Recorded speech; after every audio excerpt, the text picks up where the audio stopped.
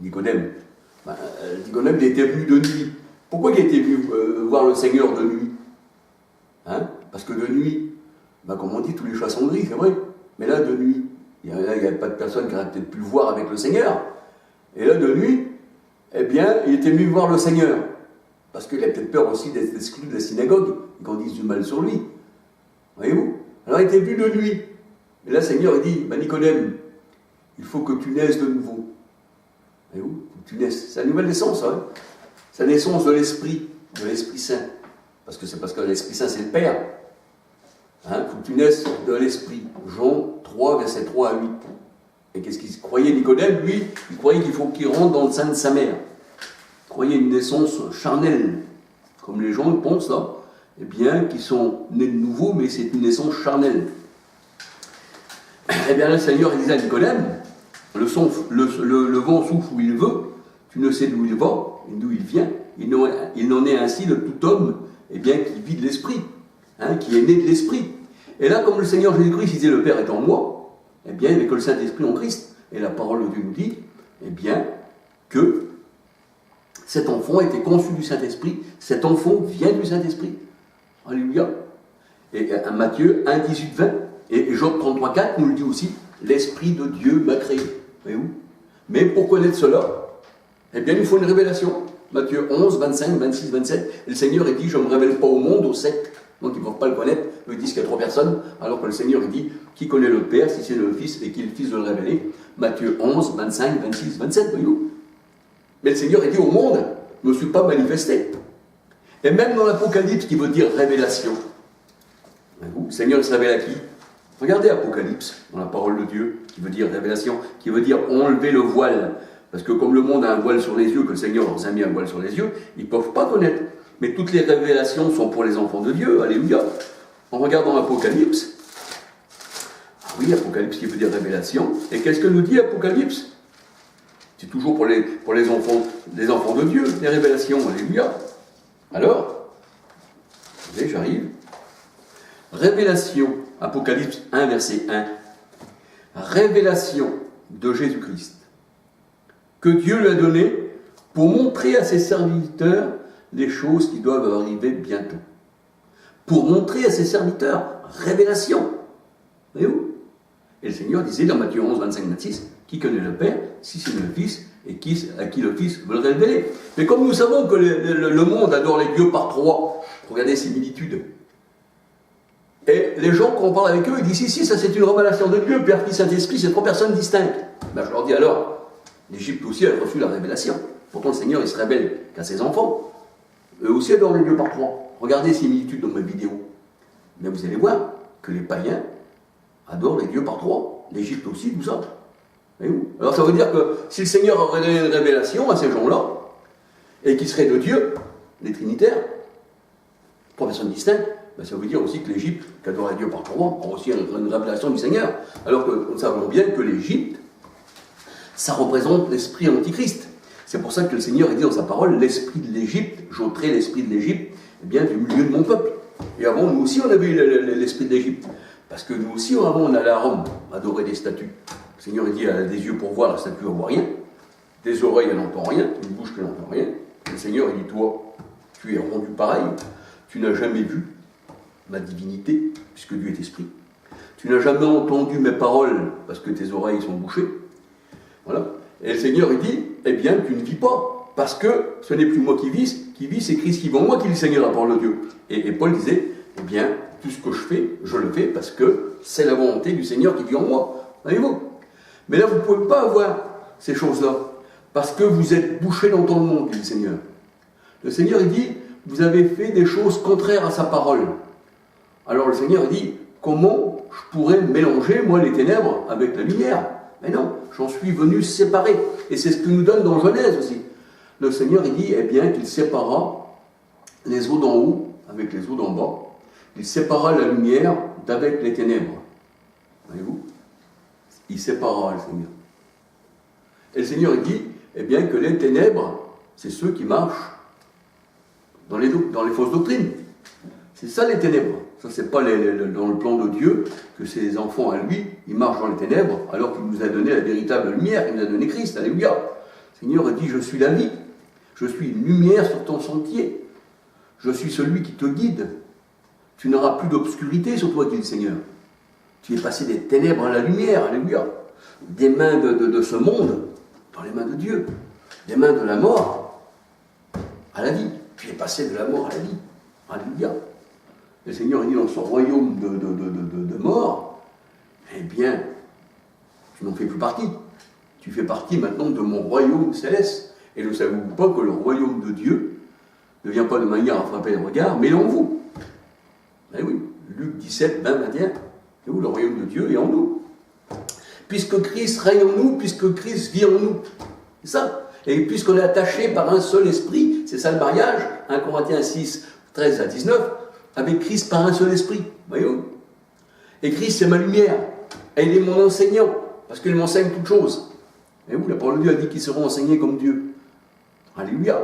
Mais ça, c'est pas formidable. Voilà. Alors, c'est vrai que il est bon de parler comme ça, surtout pour ceux qui ont des oreilles pour entendre, mais il est très mauvais de parler comme ça pour ceux qui sont dans les ténèbres. Parce que la parole de Dieu, elle dit que quand Jésus est venu, ses ennemis grinçaient des dents contre lui. Il faut qu'il meure. Il faut le mettre en croix. On ne doit plus le laisser vivre. Mais nous, on adore. Vous savez qui disait ils n'adoraient pas, mais eux, ils voulaient pour chef. Vous savez qui? Eh bien Barabbas, le meurtrier. C'est toujours comme ça dans ce monde. Et ils voulaient César qui règne sur eux. Ben, c'est exactement encore aujourd'hui. Ils veulent que le pape César, c'est Rome, hein, c'est ça, hein, ben, qui règne sur eux. Et ils défendent farouchement cela. Nous, on ne veut pas d'autre roi que le pape avec sa trinité catholique. On ne veut pas d'autre roi que grand pharaon, Dieu soleil, par laquelle, eh bien, on fête le 25 décembre, là, hein, avec le monde entier alcoolique, tout ce que vous voulez, vomissures, tout ça, eh bien, avec le monde entier. Voyez-vous, le 25 décembre, c'est soleil a vaincu, c'est le jour de Amon-Ré, Dieu soleil sur terre. Et vous, les gens s'assemblent. Et le Seigneur, il dit, je les ai destinés à cela. Je les ai destinés à adorer les étoiles, la lune, et les poissons, les trucs comme ça. Et oui. Et c'est pour ça que c'est écrit dans le Deutéronome. Alléluia. Deutéronome 4, c'est écrit, pas moi qui le dis encore, hein. C'est la parole de Dieu. Alléluia. Deutéronome 4. En ce temps-là, l'Éternel commanda de vous enseigner des lois et des ordonnances afin que vous les mettiez en pratique dans le pays dont vous allez prendre possession. Puisque vous n'avez vu aucune figure le jour où l'Éternel vous parla au milieu du feu à Horeb, veillez attentivement sur vos âmes, de peur que vous vous corrompiez et que vous fassiez une image taillée, une représentation de quelques idoles, la figure d'un homme ou d'une femme, la figure d'un animal sur la terre, la figure d'un oiseau, vous savez, comme le symbole de l'Esprit Saint, vous dites là. La figure d'une bête qui rampe sur le sol, ah oui, hein, ou d'un poisson. Vous voyez, le petit poisson, vous avez le signe de Constantin. Alors, voilà, qu'il soit au-dessus de la terre, ou en dessous des eaux et en dessous de la terre. Veille sur ton âme, de peur qu'en levant les yeux vers le ciel, et voyant le soleil, la lune et les étoiles, et toute l'armée des cieux, tu ne sois entraîné à te prosterner en leur présence, en leur rendant un culte. Ce sont des choses que l'Éternel, ton Dieu, a données en partage à tout le peuple sur le ciel tout entier. Mais vous, l'Éternel, vous a pris et vous a fait sortir de la fournaise du feu de l'Égypte. Ça veut dire que l'Éternel, à nous, ne nous permet pas ça. Voyez-vous? Mais le Seigneur dit, j'ai donné ça en partage. C'est Dieu lui-même qui fait que vous adorez Amon-Ré le 25 décembre. Hein, la doctrine du pape qui est représentant de Pharaon, le 25 décembre. Voyez-vous? Il dit ça, je l'ai donné aux nations. Voyez-vous? Alors le petit sapin là, qui représente la pyramide, tout ça, la bûche qui représente le feu, hein, le soleil, dont la pyramide aussi, eh bien, représente un tombeau qui représente aussi le feu, puis qui représente la Trinité, eh bien, on trouve tout ça chez vous, voyez-vous. Alors que le Seigneur a dit, vous, votre Dieu, vous ne le permet pas, car je suis saint, vous serez saint. Le Seigneur apprend à nous faire marcher dans sa sainteté. Le Seigneur nous a mis une mise à part. Alléluia. Vous êtes dans le monde, mais vous n'en faites plus partie, voyez-vous. Et le Seigneur a dit, si vous marchez encore dans le monde, alors vous n'êtes plus à moi, mais vous êtes dans le monde, voyez-vous. Le Seigneur ne veut pas qu'on marche dans le monde, non. Une mise à part, c'est ça. Le Seigneur a dit qu'il avait étendu sa main d'en haut et il nous a enlevé les grandes eaux. Ça veut dire qu'il nous a mis à part. Parce que les grandes eaux, ça représente le monde. Apocalypse 17, 1 à 15. Il étendit sa main d'en haut, nous retirera les grandes eaux. 1 Samuel, Regardez, hein, je l'avais dit dans les études précédentes. Alléluia. 1 Samuel. 1 Samuel. Alléluia. Ah, c'est 2 Samuel. C'est pas 1 Samuel, c'est 2 Samuel. 2 Samuel. Voilà, 2 Samuel 22, 17. Il étendit sa main de haut, il me saisit, il me retira des grandes eaux. Ça veut dire qu'il me retira du monde. Voyez-vous? L'Éternel me retira du monde. Et même Moïse signifie retirer des eaux. Hein? Il a retiré Moïse du monde. Voyez-vous?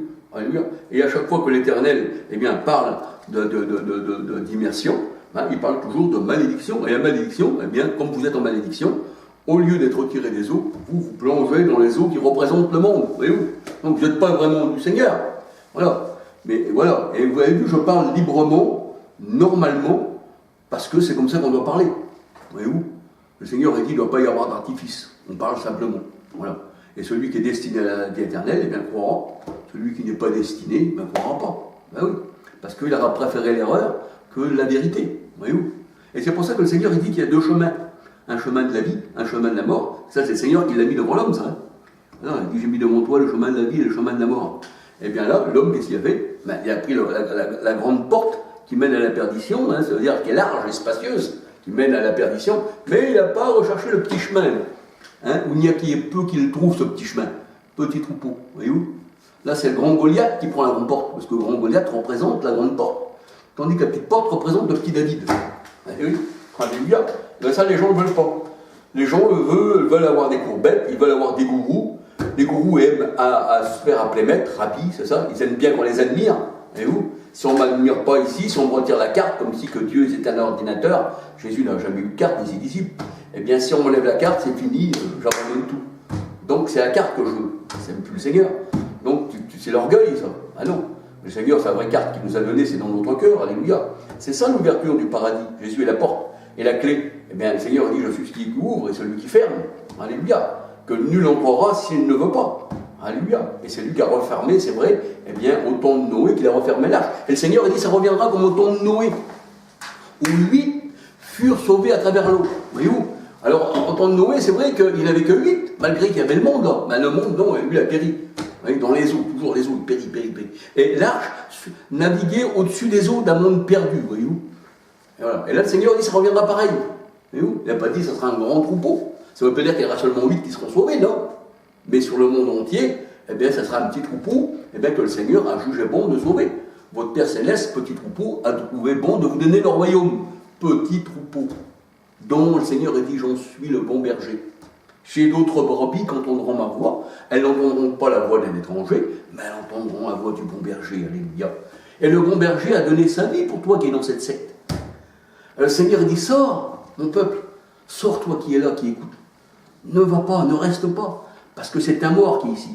Les ténèbres, là, elles t'ont englué. Tu ne vois pas briller la lumière quand tu sortiras de cette secte, de ce tunnel de ténèbres.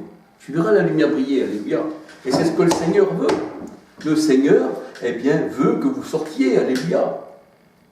Ah oui, il dit, je ne veux aucun de ces petits ne périsse. Ah oui, sinon le fils de perdition. Ah oui, le fils de perdition, il est fait pour. C'est le fils de perdition qui s'élève au-dessus de tout ce qui est Dieu, mais qui accepte l'erreur, les doctrines des hommes. Mais il s'élève contre tout ce qui est Dieu. Si on lui parle d'une vérité, il va s'élever. Ah, il s'élève. Il va même dire Dieu lui-même. Voyez-vous? Comme tous ceux qui se font adorer dans ces grandes religions. Tous les gourous qui se font adorer. Et d'ailleurs, quand il y a un gourou qui arrive, on dit, ah, le gourou arrive. Il ne l'appelle pas gourou, il l'appelle un grand docteur. Oui, un grand docteur de l'erreur. Eh bien, le gourou arrive. Ah, puis il se met à genoux. Ah, on l'aime. Et le pape, il se fait porter. Comme l'idole se fait porter, voyez-vous. Le Seigneur ne s'est jamais fait porter comme ça. Ben non. Est-ce que le Seigneur Jésus-Christ s'est fait porter comme le pape, le père de la Trinité romaine dont vous défendez? Ah non. Le pape, quand il arrive, il est là. Il craint même pour sa vie, parce que la parole de Dieu, elle dit, celui qui craindra pour sa vie la perdra. Ben, il a une auto blindée. Hein, il a peur pour sa vie. Ah oui. Il a même des goûteurs, le pape. Ah oui, parce qu'il ne veut pas mourir comme ça, voyez-vous. Il a des goûteurs comme les grands rois qui avaient des goûteurs qu'on faisait goûter. Alors, si la personne elle goûte, elle va mourir avant elle. Mais lui, il a réalisé. Voyez-vous. C'est ça l'amour du pape. Ah oui, des papes, de tous ces gourous là. Ah oui, le trois quarts des gourous, leur religion a été fondée sur le sang. Toutes les religions, regardez, toutes les religions, a été fondée sur le sang par un homme. Et notre religion à nous, alléluia, qui veut dire simplement relié, on est relié à Christ. C'est ça que ça veut dire religion. Et vous êtes relié au statut, vous êtes relié à Rome, vous êtes relié au pape, vous êtes relié à la mort, aux ténèbres, vous êtes relié au néant, vous êtes relié directement à la destruction, eh bien, qui dure éternellement. Vous n'êtes pas passé de la mort à la vie. Vous êtes resté dans la mort et vous défendez la mort. Et oui, parce que pourquoi? Vous avez un habit de ténèbres, ce que représentent les papes tout seuls. Le pape l'habille en blanc, il y a le pape noir aussi derrière, je ne sais pas si vous savez, mais leur tunique noire avec leur petit col blanc, eh c'est la même tunique qu'on retrouve chez le protestantisme, le catholicisme. La Louve romaine, c'est exactement ça. La Louve romaine, là, c'est le symbole, vraiment, qui est de la bête, qui sort de la mer, Apocalypse 13, verset 1, 17, 11, qui sont des rois, Apocalypse 17, 11, qui sont des rois, eh bien, c'est ça la bête. Et ça, le noir, là, ça représente les ténèbres, ça représente les yeux fermés, ça ne représente pas la blancheur de Dieu, alléluia, et qui est en esprit, mais qui n'est pas une couleur charnelle. Voyez-vous? Même si je serais habillé tout en blanc, je pourrais bien être habillé en blanc, comme le pape, quand il vient à vous, mais qu'à l'intérieur, le Seigneur, il dit, vous êtes beau à l'extérieur, vous paraissez être blanc, vous êtes comme les épulcres blanchis, mais à l'intérieur, c'est la mort, voyez-vous? Alors, même si je viendrais en vêtements blancs, mais le Seigneur, il dit, je ne regarde pas l'apparence de l'homme, mais je regarde le cœur, alléluia. C'est pour ça que la conversion se fait au niveau du cœur. Elle ne se fait pas. Eh bien, je pourrais même avoir je pourrais même vous faire croire des choses. Mais dans mon cœur, c'est ce qui compte. C'est pour ça que le Seigneur a dit, je regarde le cœur. Voyez-vous, des fois les gens, ils regardent, ah, celui-là, comment il est, il met bien, il met cravate. Il paraît bien. Mais des fois, les gens se mettent comme ça pour vous tromper. Il y en a même qui se font passer pour des gens qui ne sont pas, pour tromper les gens. Et les gens les voient bien. Ah, il me paraissait pourtant. On leur a dit vraiment de son métier, mettons, on leur a dit vraiment ce qu'il représentait, mettons. Ah, mais dans son cœur, c'était pas ce qu'il représentait. Il savait habiller comme ça. C'est pour ça que le Seigneur, il se déguise en brebis. Il se déguise en ange de lumière. Mais en réalité, c'est l'intérieur, c'est un loup. Voyez-vous? Alors des fois, il faut mieux entendre parler d'une personne simple, bien comme ça, simplement, que de venir à vous en belle pompe et puis vous emmener à la mort. Non. Le Seigneur, quand il est venu, la parole de Dieu, elle dit, il n'avait rien pour mettre sur sa tête. Le Seigneur, il est venu au monde, il n'y avait pas de place pour lui, on l'a mis dans une grotte. Et puis ensuite, après, il a été malmené dans ce monde, puisqu'il ne faisait pas partie de ce monde, comme tous ses disciples d'ailleurs, ont été malmenés. Mais ensuite, on l'a crucifié sur une croix. Et on a fait mourir ses disciples, eh bien, à petit feu.